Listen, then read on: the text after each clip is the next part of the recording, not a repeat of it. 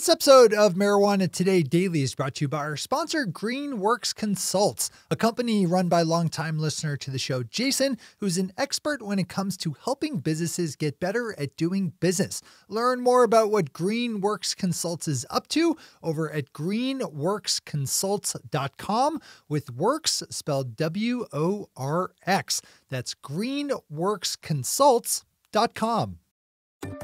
Good morning, Marijuana Nation. It's Monday, February 24th, 2020, and you're tuned in to episode 890 of Marijuana Today Daily. I'm your host, Shay Gunther, and I'll be walking you through today's marijuana news and headlines. As always, we have a full and busy day of cannabis news in our hands, so let's jump right into it. Kyle Yeager has our leadoff story today with a quick pickup of news that broke just yesterday as Democratic presidential candidate Senator Elizabeth Warren released a detailed plan for how she would legalize marijuana if elected president. Senator Warren's plan calls for federal legalization and for the expungement of past cannabis crimes, protections from being deported due to marijuana charges, expansion of veterans' access to medical cannabis, and the boosting of medical-focused research. Senator Warren also pledged to respect both tribal and national sovereignty when Native American tribes and other nations seek more liberal cannabis policy. This is a good story to read today as it reaffirms just how mainstream of an issue marijuana legalization now is on the Democratic side of the race. Marijuana Business Daily dips down to Missouri for a check-in on how the state's rollout of a new medical marijuana program is going. As Jeff Smith has it, it's not going well, with the limited licensing system being hit with appeals, criticism, and even lawsuits following the issuance of winners in its scored ranking process. Missouri state officials had 192 dispensary licenses to give out, as well as 60 for cultivators and 86 for processors, with more than 2,200 applicants in all vying for a spot. And as you might well expect, and as we've seen in just about every other state with a limited licensing program, there are a lot of people amongst the losing applicants who are not happy with how the process went, with specific complaints turning up around the seemingly arbitrary scoring system, which was overseen by a third-party independent scorer. This is one of those stories that's worth jumping into fully, even if you don't do business in Missouri, as there are things to learn here for other states considering how to structure their own licensing program.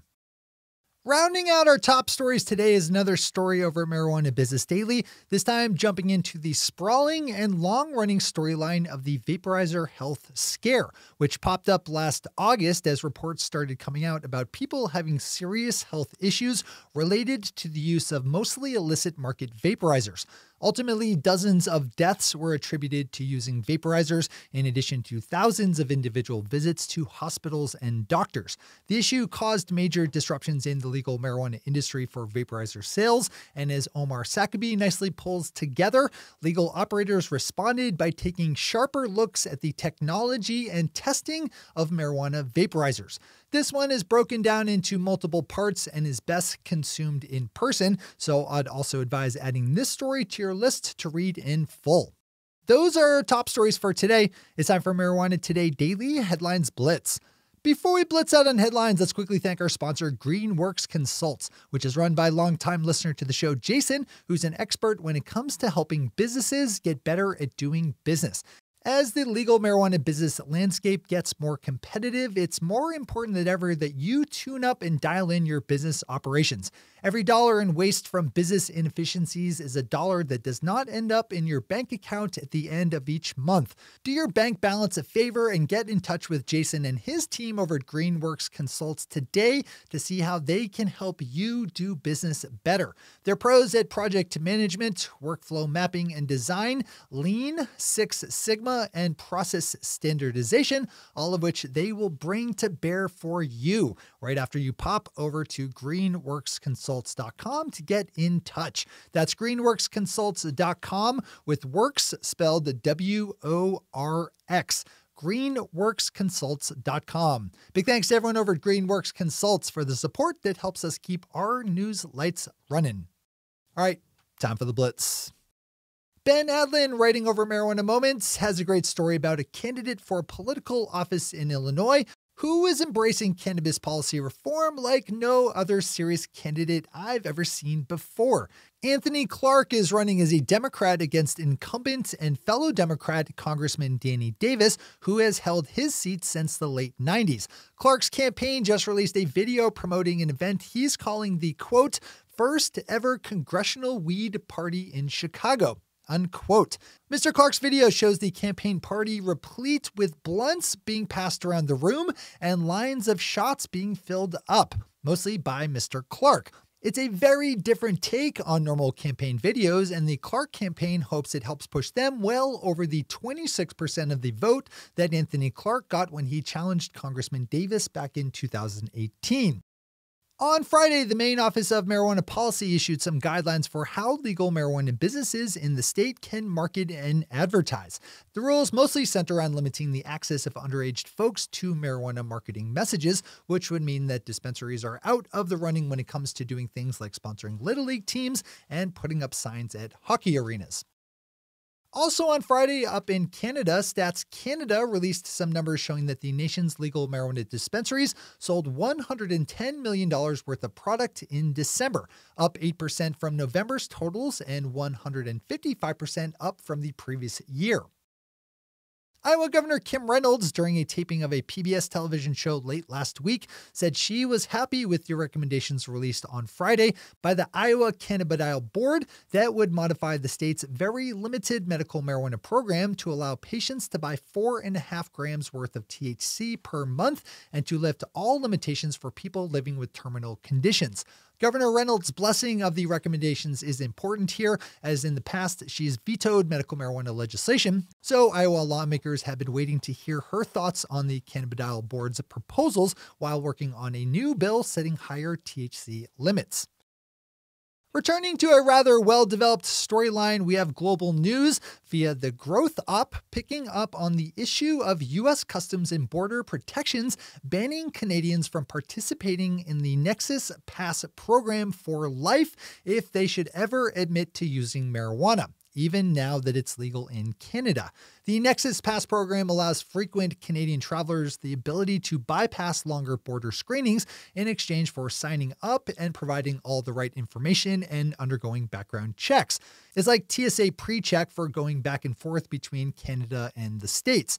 But as Global News first reported, if a Canadian traveler were to admit during any kind of customs interactions to consuming marijuana, they would be forever banned from consideration for a Nexus Pass. And since the penalty for lying to U.S. Customs is being blocked from ever visiting the U.S. again, it creates a lot of dangerous hassle for Canadian travelers. Just a small twist in a larger storyline that speaks to the sheer stupidity of federal cannabis prohibition. A new study just published in the journal Complementary Theories in Medicine finds that medical students in the U.S. are not getting much formal education on the use of medical marijuana. Researchers asked medical students at George Washington University in Washington, D.C.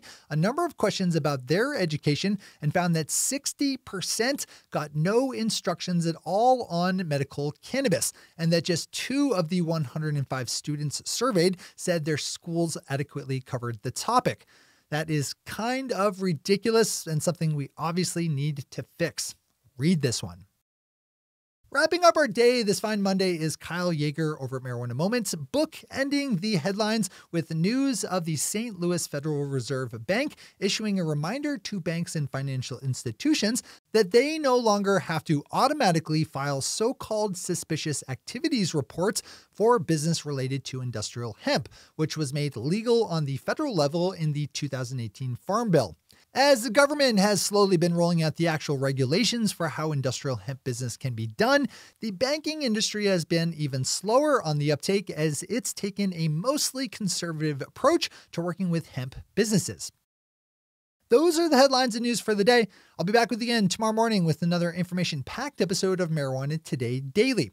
But in the meantime, if you have any stories to share or feedback to give, zip us an email to headlines@mjtodaydaily.com. And while you're clicking around the interwebs, swing over to our website at mjtodaydaily.com to find links to all the news we cover. Thanks to our sponsor, Greenworks Consults, and to all of our awesome patron listeners for the support that makes this show possible. To join the illustrious ranks of the patron listeners yourself, swing over to our website at mjtodaydaily.com and click on that big blue button at the top of the page that says Become a Patron. I'm your host, Shay Gunther. Thanks for tuning in and starting your day with marijuana today.